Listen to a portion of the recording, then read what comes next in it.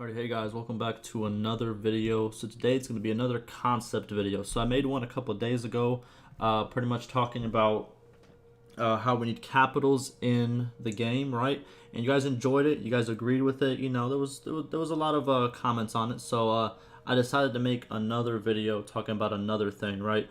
So yeah, let's get right into it. So this video is going to be talking about how I would fix Neretze Folly. I don't know if I'm saying that right, but pretty much the main mission, the first one you get. So if we go on the screen right now, go to quests.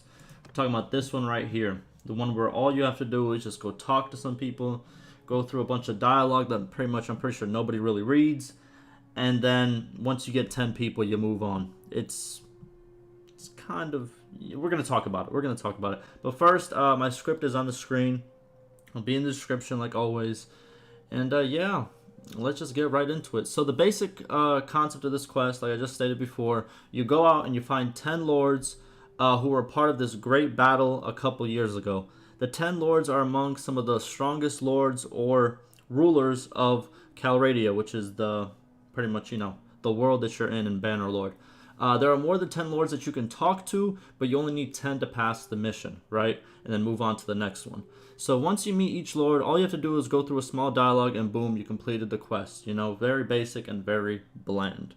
Now I believe this quest encourages the player to explore each part of the map, see the different types of units and terrain, and engage with different cultures and people.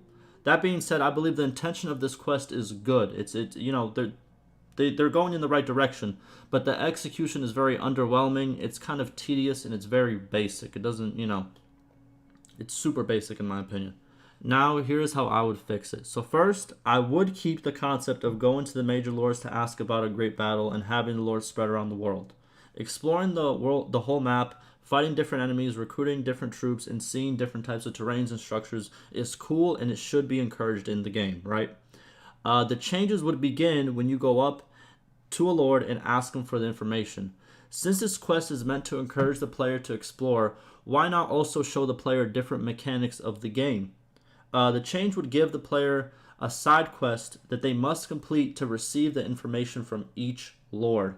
Now, here's pretty much where I got this idea from. So one great example of a game that did this perfectly, in my opinion, is Fallout 3 and the Moira Brown quest, right? So she was writing a book about survival, and in these quests, Moira sends the player around the Fallout 3 world to explore and also teach the player of different mechanics and concepts in the game.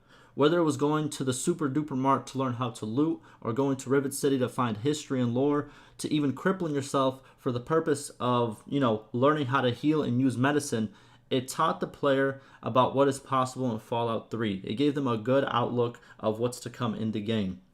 Now, with these changes, I would like to teach and show players what is possible in Bannerlord. Now, I'm going to list 10 potential side quest concepts to educate players, and these can be shuffled randomly whenever you meet a lord, and once one side quest is complete, it can be taken out of the random side quest roll.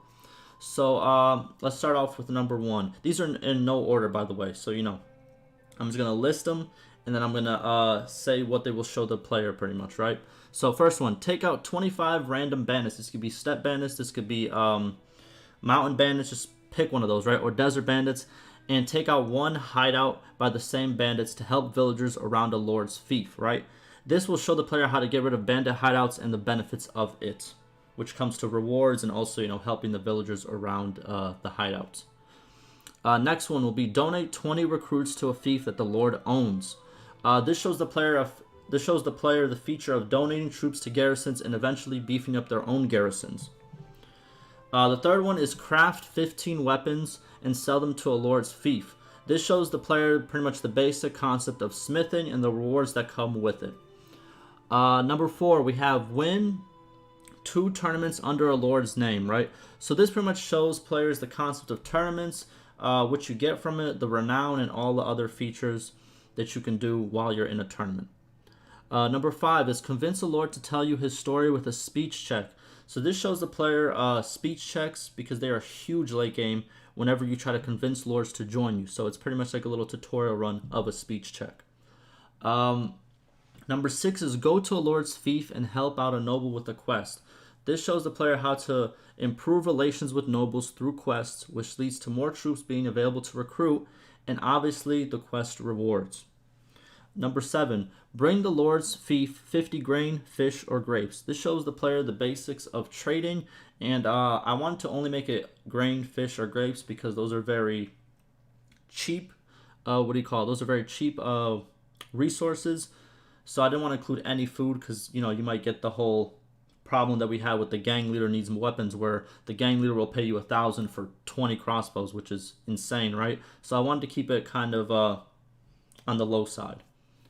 Now, for 8, we have a recruit a companion at a Lord's fief. This shows the player how to get companions, because a lot of people, especially when I first played, I didn't go for companions. I kind of wanted to do a one-person approach, and that's not the approach that you should do. You should get companions.